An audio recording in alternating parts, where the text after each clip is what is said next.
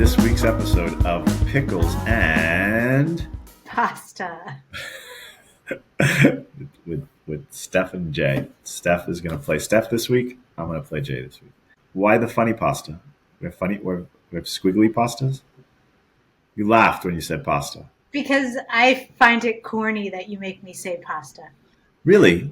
Yeah. I think it's adorable. Okay. I think you're adorable.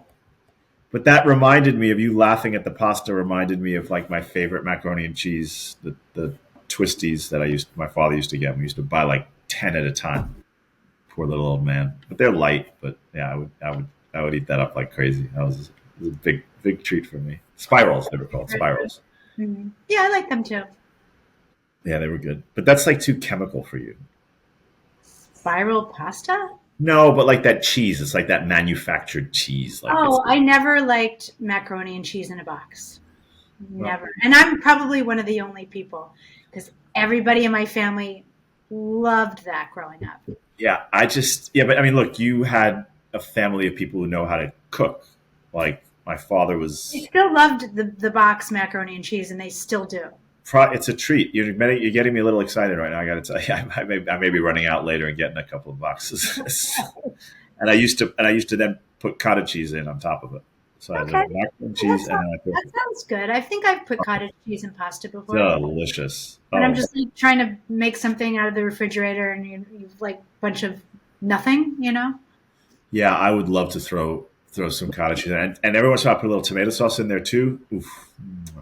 So not al dente. Anymore.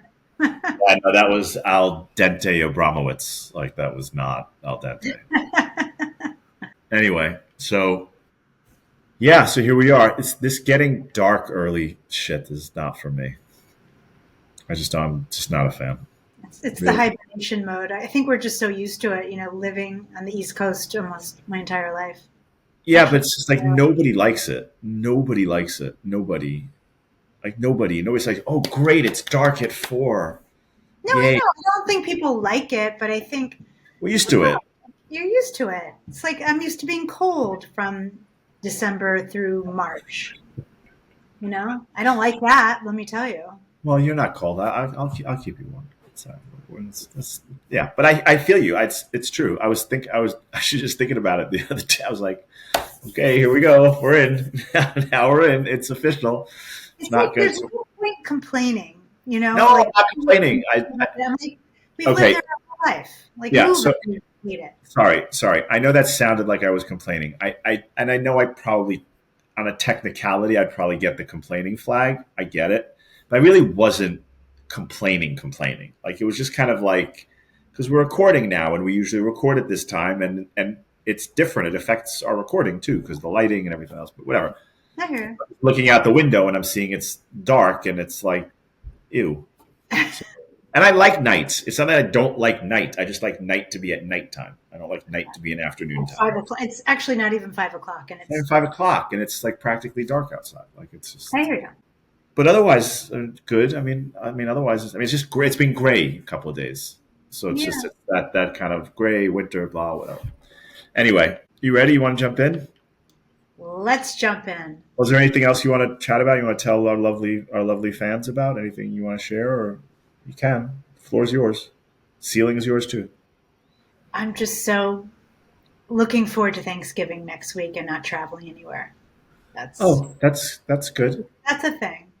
I will tell you, more and more people are having a hard time with Thanksgiving. What do you mean? Like the whole indigenous thing, and people get more and more people it's come up, not me coming up. And actually, I had this conversation with somebody, and it was interesting because I can talk to anybody pretty much, and I can deal with for the most part, even if we come from very different opinions and whatever. And we had this exact conversation, and I was like, okay, so I do get the negative connotation to Thanksgiving. I get it. I do understand it. I really do. And as much as I'm not a fan of that part, I'm going to put that on the side just for a second. The thing I like about the concept of this day is that it is a non-religious day, that you take that day to just be thankful in general, and it's non-denominational. It's not like, oh, it's a Jewish holiday, or it's a Muslim holiday, or it's a Catholic holiday, or it's a Buddhist holiday, or it's an Indian holiday. No, no, no, no, no. It's not that. It's a day to give thanks. Period. Period. Because whatever you believe in, you should be thankful for whatever it is that you have. I mean, you and I, living in the city, we see people that have nothing. Like some people have more than 100,000 others, but many, many people have nothing. And they're happy sometimes. Like you see them and like they're grateful. Like no, but I mean that. Like you see them. I just, yeah.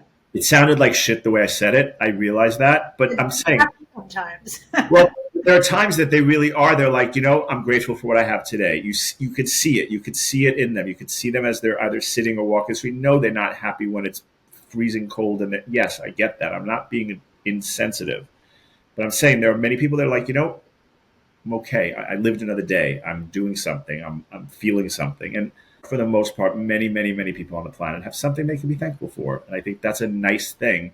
And that Friendsgiving thing, I think, is a nice thing too. Did you have that? Did you have that? My daughters do it. Right. But did you have that like when you were in school? Did you have that? No. Yes. No. So it's recent years. It's just recent years. Yeah. See, so for me, I've heard of Friendsgiving for many, many, many, many years.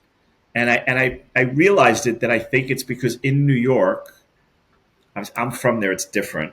And a lot of people obviously are from New York, but there's a lot of people that are not from New York. Yeah, I get that. To New York to work. And so they don't have either the ability or either the time with their work or the money to go home always for Thanksgiving. So this Friendsgiving thing started, I don't know if it started in New York. I'm not trying to take credit for something that we didn't start.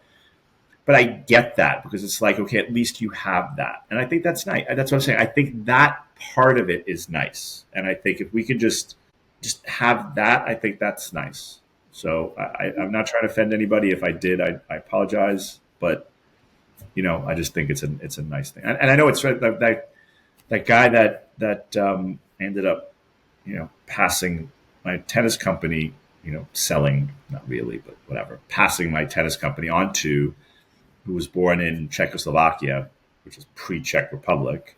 He loved Thanksgiving. Oh my God. He was just, and I think I got it from him, that he was like, he was so grateful. He was so thankful for that day. And the same thing, he wasn't religious. He didn't, grew up in a communist environment. He had no religion in his life, but he was like, oh, what a beautiful day. It's like, this is America. It was beautiful. And there's nothing, was against, the Native Americans. It wasn't anything. It was just like, oh, he's like, what a beautiful day. So anyway, well, that's good. I mean, yeah, Thanksgiving, it's nice. It's always nice. You're big. Yeah, and I'm not coming at it from like the meaning of Thanksgiving. I'm coming at it that I'm going to have dinner with most of my family, including you and my daughters, and it's nice. I agree. Very cool. Okay, so I think we're going to jump in.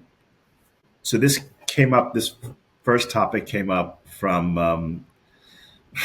my bagel run last week, which actually my bagel runs have come up in conversations this past week anyway. But so when I went for my weekly bagel run to the my favorite bagel store in the neighborhood, I walked in, and there was and it's like a narrow place.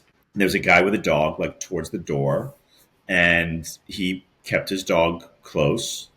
And then I walked a little bit further, and there was another woman with a dog. And I went to the back because I order my bagels and I can just pick it up. It's really cool. And I know them. And everybody says hello to me, and it's very nice. It's sweet, cool. I check it.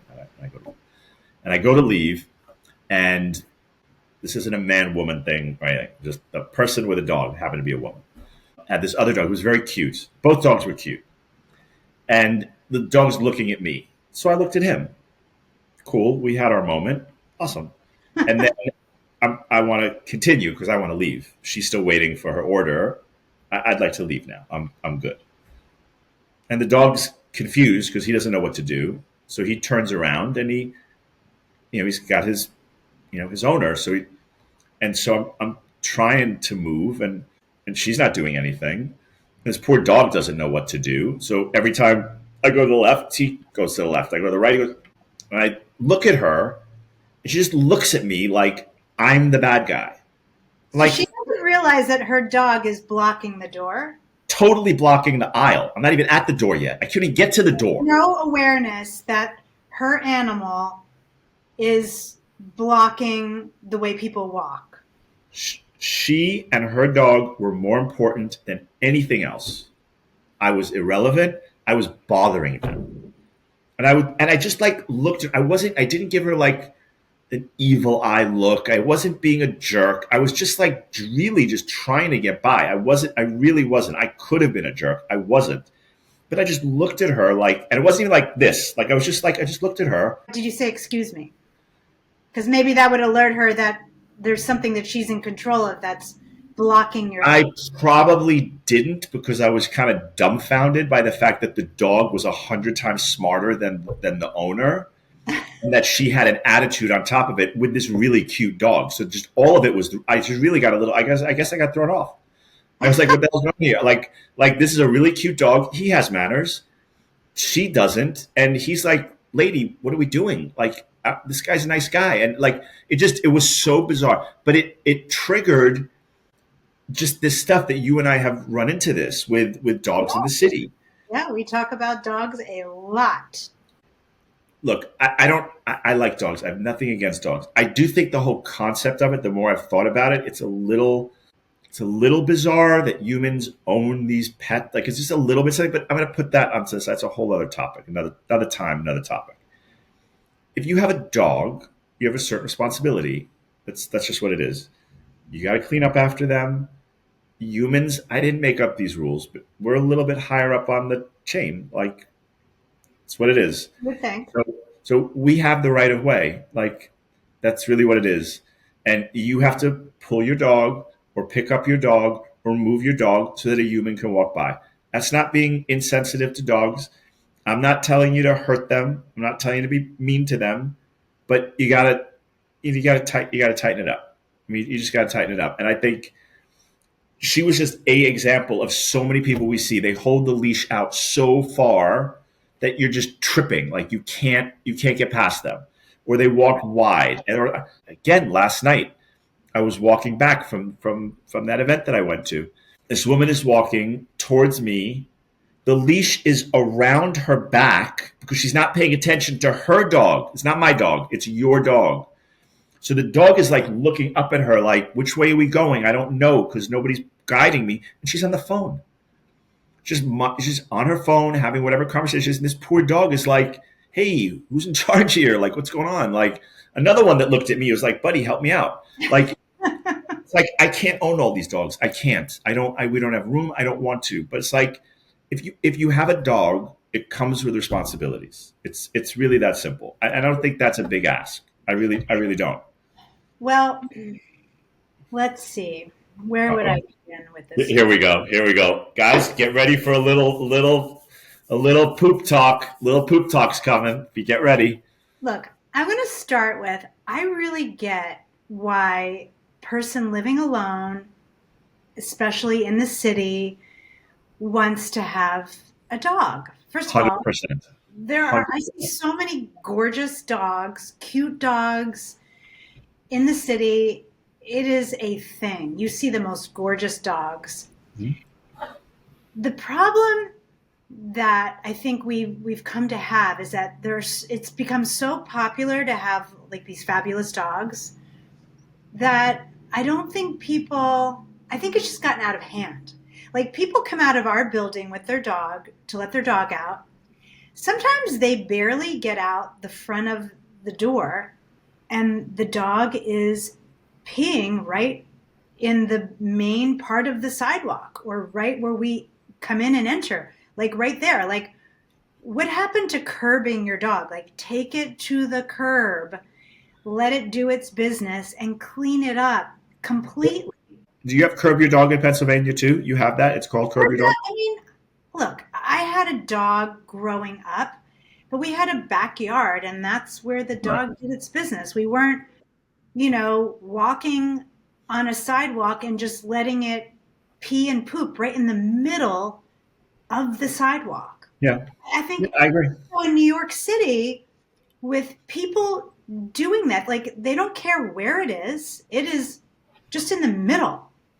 And then they don't really even clean it up very well. So, Yeah. like, for anybody who's, first of all, to all animal owners, particularly in the city, just go to the side of the sidewalk. Please stop allowing your pets to do their business in the middle of the sidewalk, and please clean it up. Like, I like dogs, but it becomes really irritating to have to, basically look every step of the way when you're walking so that you don't step in it. Yeah. And I can't believe nobody talks about this. The peeing part is tricky, right? Because you can't clean up the pee. No, Like, so you take it to the side of the sidewalk, not in the no, middle. I get that. I get the poop you got to clean. Like, I think that's a non-starter. Like, There are there's no. plenty of people who don't. They'll leave remnants, and it's like, that would be my main platform if I ever ran for mayor, which I will run for mayor. But Yeah. No, listen, I hear you. And I agree with you. I just think there's people that are very good with their pets and they're considerate.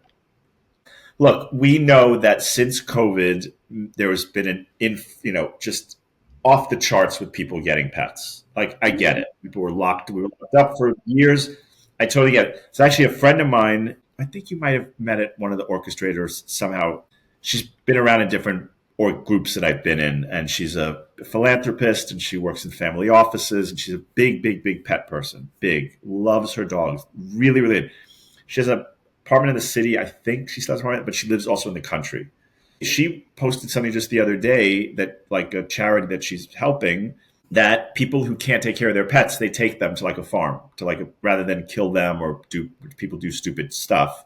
They take them to a place where they can be cared for, where they can live happily, and then eventually they help them get adopted or whatever. But it's like, don't just neglect your dog. Like, if you can't take care of your dog, either because you're sick, because you're busy or whatever, they'll deal with that. Obviously, they need help charitably, for that sort of thing. But yeah, I mean, there's ways to do it. And if you got the dog because you were selfish and you were lonely, and now you're not lonely anymore, and you don't want to take care of your pet, do something.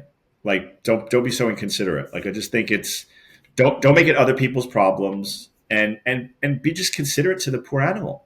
Like, the animal didn't do anything. Like, they didn't choose you. You chose them. yeah, It's the right thing to do. I think it's sad. It bothers me. I mean, it I don't want to say upsets me. It's no big deal, right? Like, I had to walk around this not nice person in the bagel store. It didn't affect my life. Hey, it gave us something to talk about on a podcast, but it's no big deal, right? Like, I was affected by 46 seconds out of my life. Like, big deal, right? Not a big deal, but it's the principle of it. well, I mean, it's kind of all over the place with the pets in the city. I mean, Yeah. they don't really notice when their animal is blocking an exit or an entrance. And like you said, on the sidewalks, I mean, sometimes you can't walk down the sidewalk because of the leash situation. And sometimes people have multiple dogs and the leashes are everywhere and you can't get around them. It'd just be nice if people would be more considerate. Yeah. Like, remember I told you that thing that I saw on the train? It was like last week I was on the train, and that woman with the dog. So I get on the train, and I had a few stops to go. So I was staying near the door. This woman gets on the train with this really, really cute dog. Like, this dog was so cute. Like, so cute. Holding it. It was a little dog. It wasn't like a tiny little rat dog. Like, it was a nice small dog, but she was a taller woman, and she held it. It was fine. Great. No problem. But she, of course, was not paying any attention to this animal, because she, of course, had to look at her phone, because what could be more important than her phone when she's holding an animal that is relying on her for his life? Two guys get on the train, like, right after her, or the next stop or something like that. I don't remember exactly. And you know how, like, there's certain smells that you just, like, you smell something and you just know, like, wait, I know that smell. Like, that happens. Yeah. I was like, shit, I know that smell. It wasn't a bad smell. Like, I know, what is that smell? Crackers. So they had some crackers. So this one guy starts eating the crackers, which of course I'm smelling, and he's literally right next to me. And I didn't take them from him, which I probably should have, eating on the train. So what is the dog doing? The dog's looking at the crackers. The dog The dog is dying here. The dog is like, Wants the cracker. he's like, hey, buddy. I mean, he's literally looking at him. He's like, hey, buddy, here, right here. Here. This is where the cracker goes. No, that's the wrong place. This is where it goes. It's like literally talking to him with his eyes. He's like going like this, and he's like being so cute and adorable. And the guy is just looking at him, eating his fucking crackers. And the woman is oblivious. Now, this poor dog is salivating. Like, he's going to give himself a stroke trying to get these crackers because you can smell them, and dogs can smell better than we can, right? So he probably smelled that guy before he even got on the train. And this putz is eating them. And then what does this guy do when he eats the last one? He was like, on top of the fact that you ate in front of this poor animal, now you're showing him like, haha, like I got you. Like, well, he really was looking at the dog and totally yeah. But the thing is, again, yes, this guy's a jerk. But if that was my dog, I would have kind of helped him a little bit. Like I would have guided him to not be having to look at this person eating. It was like, you know what I mean? Like it's just, yeah, whatever. It's just, it's not cool. I think a lot of these people, they're props. They're little, you know, it's like their designer dog is part of their vibe. Yeah, I mean, look, I had a dog and I thought he was amazing and really it was great, but he wasn't an accessory to me. Like it was my dog. I loved him. Like, and I did my best. And and honestly, you know, another reason, God bless my father. I mean, my father took care of him. He did, and he didn't want a dog at all. Like I got him while he was away, and he called me, and he was away with my aunt, and he called me, and he's like, "How's it going?" I was like, "Good, good. Anything happened?" He's like, "No, we got a dog. Bye." Literally, that's what I did. Literally, and he got back, and he's like, "What was that you said?" I was like, yeah, we got a dog. But, you know, God bless Leo. He put up with me. I don't know how he did it. I don't know how he did it. Anyway, so it's beyond. It's beyond. The things I put him through, it's way beyond love. Way, way, way, way beyond love. Anyway. Believe me, I came from a family of 5 children. I hear you. Yeah. So the other thing to kind of round out, and it'll tie us into our kind of continuation of this chat about the dogs, is also the different time of the year. So in the winter, it's a little bit different than when it's like in the summer. Because in the summer, when they pee right in front of the door, boy, oh boy, do you know it. Yeah. Big time. And in the winter, when they pee, it's annoying, but it's cold and that smell's gone quick. It's pretty quick. That is true. So it is horrific. That's a big word. If it's snowing or if there's snow on the ground and they pooped in the snow, because there's no way you know the snow is on top of the poop and not fun. I haven't experienced that one yet in New York. Yes, let's hope you don't, because I'm sure that I will definitely hear about it. But there is that difference, right? There is that difference. And plus, the dog wants to get in faster. Like their smells are different. You know, it's different when the flowers are out, and there's different scents and stuff like that. So it is different. But I was thinking about that, like as I was thinking about this whole dog thing, about how the seasons. I mean, living in the Northeast, living in New York specifically, or Pennsylvania, whatever, but living in the Northeast, we have seasons. We do actually have seasons, and you know how the seasons affect our creativity. Like, I think it's interesting. Like, you know, people who live in places that don't have seasons, there's still plenty of creative people. You can't say people in Miami aren't creative. Of course they are, but it's different. And I think they have similar seasons all the time. And so when you're in a place like the Northeast or different parts of the world where you have seasons and things change, I was just thinking about it, like how creativity is in the winter as opposed to in the summer. Like, you know, it's just different. When you walk around the city, it's different. Like you're walking with intention to get home, like when it's really cold. In the summer, you're walking with the intention to stay out a little bit longer. Like you don't want to go back indoors right away. Mm-hmm. So maybe you see things And I Hmm. don't know, I kind of thought it was interesting. I was wondering kind of what your perspective was on that, but I was realizing that it's just it's different. I think. That is an interesting concept. And as you're talking, it was making me think about, the work that I'm doing right now. And I have a feeling that for me, as a painter and a designer, the seasons changing, like for instance, this coming winter, we're approaching winter, and I think it's going to help my creativity. Like, I have a huge series that I have started, and I'm not rushing this series whatsoever. Like, I think it's going to take me a couple of years, in all honesty, to Okay. do the thing that I have in my head that I've been talking about. And like, as I think about the approaching winter, to me, it's a time to hibernate, a time to really be in my studio and really like let the energy settle in and really dig into the work. It's almost like an opportunity to really stay in the studio as opposed to being out and going to art openings. Because honestly, in the wintertime, I feel like the art openings aren't as vibrant. I feel like it's also like a lot of people are away, like I don't feel like it's as vibrant a time for certain things. So it's a time to do more work behind the scenes. Okay. And just like in the springtime when things start to come alive again and people are back in the city for, you know, the things that are happening in the city, then the art openings get a little bit more interesting, the weather's a little bit better. And and so I think the seasons help. Sometimes they're better for doing work in a studio, sometimes they're better for doing work outside and getting out and seeing things. And so that's how I think I have used seasonality when it comes to me being creative.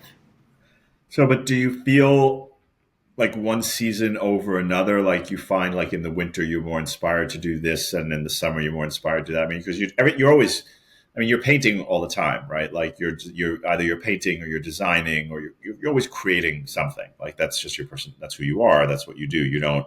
It's not a job for you. That's you're a creator. Yeah. Whatever format you want to call it, you're a creator. So, Hmm. like in the summer, do you feel your creative juices are flowing and you're more colorful or you're more physical? You know what I mean? Like I'm really just exploring here because I don't have an answer for this. Yeah, Like because I've never really been asked this question before. And as you're that's what I'm here for. talking about it, I mean, I also, because I do paint all the time, but I think the winter thing is like a firm vision of like hibernation in the studio. So do you And like, think? Let me ask. Hold on. Sorry, not to cut you off. Do you think? Because obviously we live here, so winter's coming, right? Like we it's not like, well, this year we're not going to have winter. Like winter's coming. Do you think? And maybe you're not conscious of it, but do you think like just because your inner clock is working, that in the fall you're thinking of bigger things because you're going to be hibernating, right? Like you're in this hibernation mode where you can really go in because there's no desire to go outside. There's no like I just want to sit out and chill out outside. I wonder if like subconsciously we do that.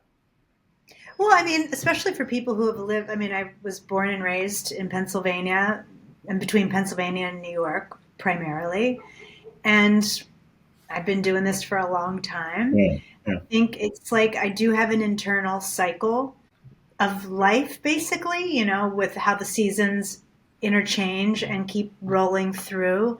I mean, it's not just seasons, honestly. Like, I'll put in like holidays kind of have yeah. an impact as Sure. well, all the holidays in the summer and knowing where I'll be in general for those holidays. I mean, these are things that you don't even think about, but you have it kind of pre wired how I work. In the Yeah, summertime, maybe I'll be taking things outside and working on things a little bit outside. I would never bring canvases outside in the winter and, sure. play with spray paint or something. But in the summer, I would do that. So Yeah, I think yeah. that there are things that I don't even think about, but I'm so used to. Right. And I think there's a different type of work that I do in the summertime in my studio, which is a little bit more about brightness and lightness and having moments of being outside and letting, that energy come into my work. In the winter, it's definitely more of a hibernation feeling, Yeah. which I like. I like the change. Yeah. No, I get that. Yeah. Interesting. Yeah, it's very interesting. Yeah, I mean, certainly there's tools now that we could track this, right? Like we could certainly track. I mean, it's a great experiment. I'm not going to do it to you, but I bet you at some point there'll be data around that, like based on times of year, what's created when and why, and yeah, I think I There find that stuff is interesting. data on that. Yeah, I mean there is. I mean, I don't know. I find it interesting. Yeah, that is interesting. Yeah.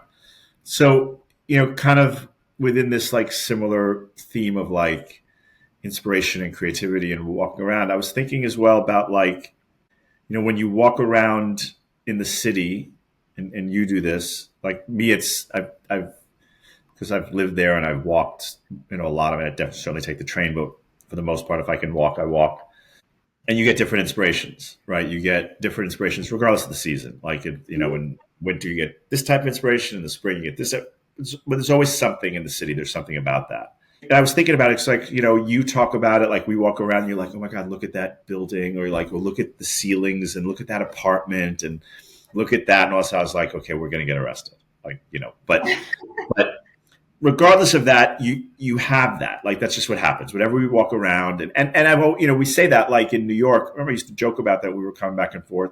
We still do come back and forth, but a lot of times I would say, if we come here we're both in Pennsylvania now. If we come to Pennsylvania for a week, we go back to New York, something's changed for sure. Wherever it is, our corner, 2 blocks away, something is different that wasn't there 2 weeks ago. Here, we come back in a month, and nothing's changed. I mean, for the most part, like it's not. And I'm picking on this particular place. It's just outside of a city. It's just very different. And I was thinking about it like, we walk around the city. You walk when you do stuff. I walk when I do stuff. We walk together, and we have these different things that we have. But when you're here, you take walks, right? Like you'll take a walk. I mean, not so much by yourself. I mean, I was doing it for a while. We were doing it together. And then there was a while that I was just taking walks for exercise, just because it's healthy and good like that, winter or summer, whatever. Or you take walks like, with one of your daughters or one of your friends or whatever. But you obviously, there's inspiration, right? If you just see if a tree or a bush or a dog or a house, whatever, there's still inspiration. I don't know why it was something, maybe I'm the only person who thinks it's interesting and we can cut this whole scene. But I'm just thinking about, one, how the seasons inspire our inspiration. And two, the difference between walking around, because walking is walking, for the most part, as long as you're not talking about in a trail like or a mountain or something like that. But walking in the suburbs or walking is a different sort of walking. Walking is walking. So if you walk around Manhattan, you walk around the city, you're going to get something. So because the scenery is different, the sounds are different, the smells are different. Like, I'm just fascinated as to how that affects what we then come up with, because we create after that, right? Like at some point there's some creation that comes from that. So, Well, I mean, honestly, most of my inspiration doesn't occur from being in Pennsylvania for me. This is where I do the actual painting, but the purpose of me being in New York City is to get the inspiration. And so the walking, the going out in the city and seeing stuff, because there's so much to see there. There's so much to see that I haven't seen before. Like, for example, they just had those really big auctions at Sotheby's and Christie's. uh-huh. And I happened to go to the Brewer building, which is now the new Sotheby's building. And I saw the collection that was just sold, and I saw the most expensive painting ever sold in New York City when I was there 2 weeks ago. It sold for $239 million, one painting. Wow. And I saw it. Wow. That's amazing. And the funny part about this is, like, I heard while I was there and I saw it, look, it's a beautiful painting, but by no means was I like in awe of this painting. Now that it's sold for $239 million, I'm sure people are going to, you know, but I was kind of like a little not, I don't know, I wasn't that inspired by it. Well, but don't you think though that when something like that happens, you automatically are not inspired? Like to me, it's like that the way when I hear that kind of stuff, it's like remember the banana and the duct tape. Yeah. Mm-hmm. Now, if the banana and the duct tape wasn't that big a thing, right? Like if it didn't, what did it go for $60 million or some stupid 60,000, Yeah. some ridiculous amount of money, whatever it was. If that hadn't happened, and it was just something that you saw, you'd probably be like, "It's kind of cute, like not bad." Yeah, I saw that taped on a wall in a museum, but I didn't know all the story behind it. You'd be like, "Hey, cute idea. That's hey, good effort." I'd be like, "Good effort." You know, I'd be like, "You know what? Oh, that's amazing. But I'd be Yeah, like, that's right. funny. I would think it was Yeah, funny. you'd say something, you'd feel something, right? But when something gets attached to it like that, like the most expensive painting ever, you want it to like literally talk to you, right? Like you want it to do so, and it's like, okay, it's good Well, I job. think the funny thing about that was like I saw the painting, I heard whispering about it. This is before the auction happened. So this is like this painting Oh hadn't wow, sold yet for that amount of money. I saw it, I walked through his collection, which was it was it was kind of weird walking through someone else's personal art collection, like a very well-known person like Leonard Lauder. That was interesting. I I mean, I like some of the pieces that he had in his collection. I wasn't like in awe of this at all. And that was the part I thought was interesting. The fact that I saw it, I knew that people were talking about this, yet I wasn't like, wow, so that's I just wasn't I don't know, I wasn't inspired. I wasn't affected in any way, and I thought that was interesting. I get more inspired by things that are, I don't know, like I saw a ton of art, over the past couple of weeks while I was in New York City. And I saw so many things that really, truly inspired me. isn't that though same sort of thing? Like you knew who the person was, I knew who the person was. right? So by design, you probably have an idea in your mind like what they would like or what type of art they would have. So it's kind of like I mean this is a whole brain psychology thing. It's a separate subject, but I'm always fascinated by that. Yeah, I mean, I've never gone to an auction house before and saw collection, like private A personal person's private collection, collections. yeah, So interesting, that was yeah. my first time seeing that, and they had it set up like a museum. So it's very interesting, and honestly, I'll probably do it again when there's another interesting. Like, Sure, I bet Jacqueline Kennedy Onassis, that would have been an amazing collection to see. So I think now that they have this space, I yeah. think it'll be an interesting thing to look at. But in general, New York City has so much to offer in terms of inspiration, and it's not in places that sometimes you even think it will be. That's that's That's the thing. that's New York City. That's New York City in a nutshell, That's the right? thing. That's what I love about it. Yeah, You know. that's the same. Like that's what I've said to people when they say things about New York. I'm like, if you walk through the city of New York, you walk through one or two streets in New York City, and you can't get inspired, or you can't be like, you need to check. You really need to go to a doctor. Like, there's something your pulse is off. There's something not right because there's just so much. And look, I get it. It's loud. It's dirty at times. Not really as bad as people say, but there's a lot of activity. There's a lot of stuff. I get it. It's not for everybody. Thank God it's not for everybody. It's too small. I love that part. It's all good. I get that. But you can't say I didn't get any inspiration about any. I didn't learn something, whether it's about fashion or whether it's about music or whether it's about art or whether it's about business or whether it's about infrastructure. Like the fact that you can make a city like that even work in and of itself is something to be inspired by, like in whatever it is you do, in your life. But I don't know, I'm waving the New York flag, and hopefully I'll keep waving the New York flag in a positive way in the future. We'll see what the coming, months and years have in store for us. But yeah, it's so you don't feel, so is it purely like Pennsylvania or the suburbs because that's where you grew up? Like, do you feel in another city, like in another suburb, like that you would get inspiration? Is it that maybe you're so used to this? I don't think it has to do with the fact that I've lived here for so long. I think it's more like my brain has seen all this. That's what I mean. It's really about just the stimulation of seeing something in a new way, seeing things arranged differently, seeing something with a unique perspective. So you could go to a suburb outside of this area and it could be fine. Like you could Sure, be I mean, inspired. my brain is open to be inspired. I'm not like, Yeah. I don't go into a place saying I'm not going to be inspired. Like I'm looking, Yeah, I like know. I love inspiration. Inspiration is one of the most important things. I But I think, think it would be different, right?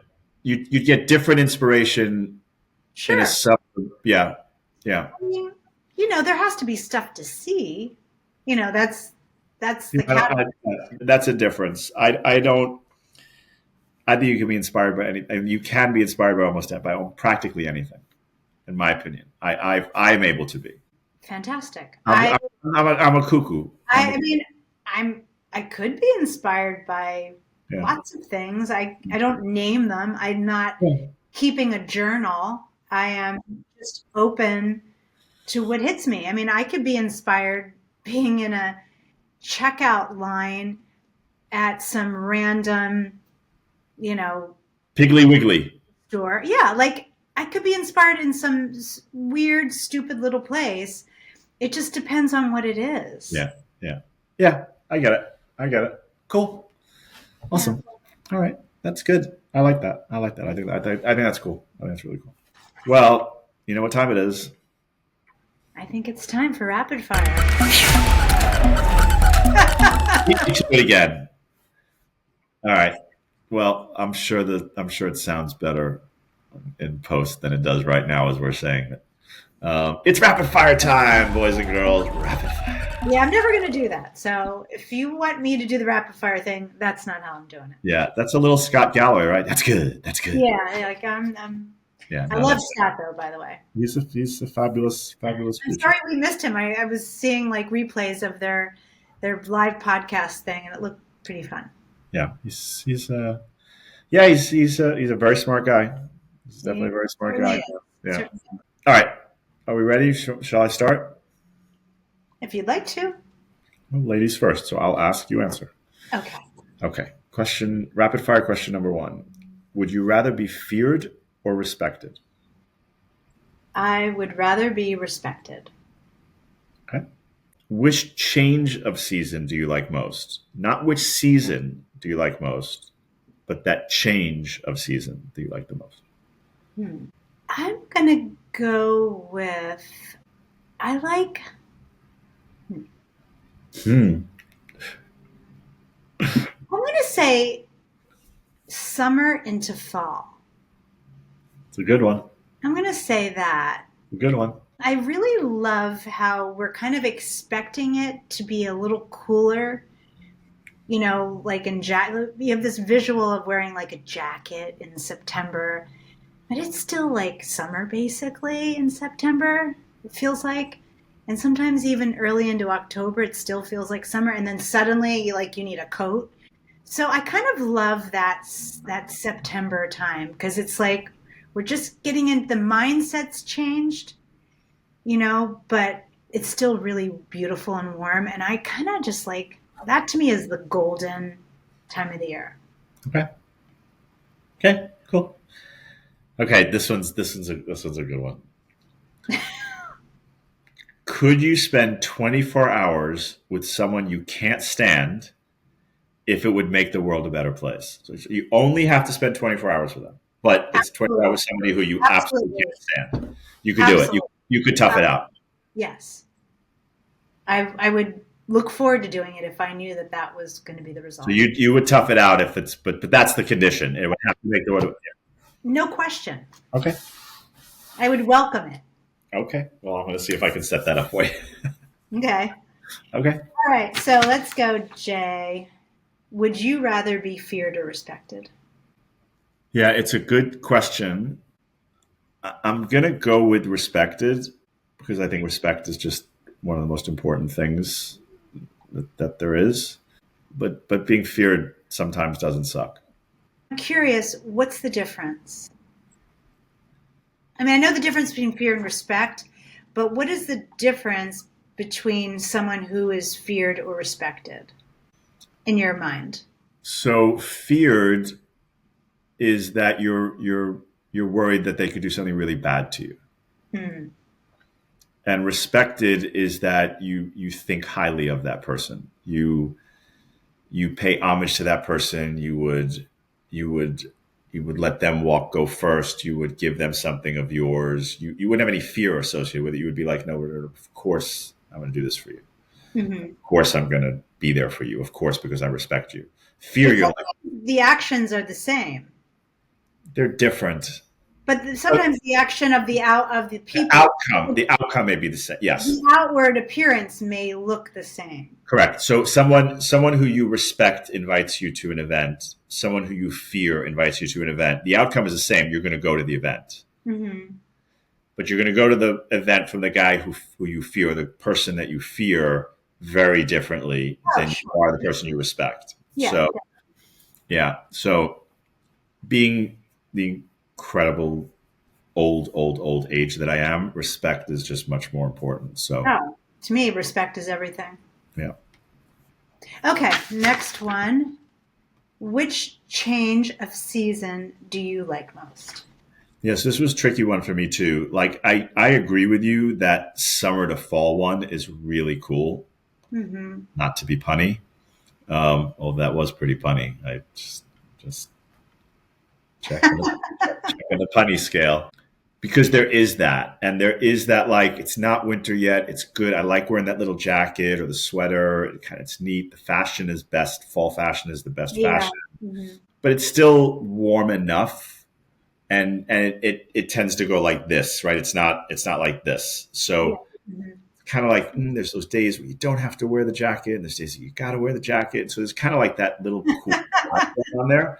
But winter to spring is also like like it's a lovely time. Like it's a lovely time. Like you're like okay, I can't wear shorts yet, but I have to wear three sweaters and a coat and the this and the that and and I remember I remember I don't know what year it was that I was here that your niece Gia was wearing shorts and it was 50 degrees and she Wow. was like in Pennsylvania 50 degrees is shorts weather and I was like whatever makes you happy is no chance like 50 degrees is not shorts weather No. but but that's You gotta love the young kids. They well, but I get it. Listen, there was somebody. I was on the train earlier, and somebody as we were getting off the train didn't have a coat on. It's like 40 degrees.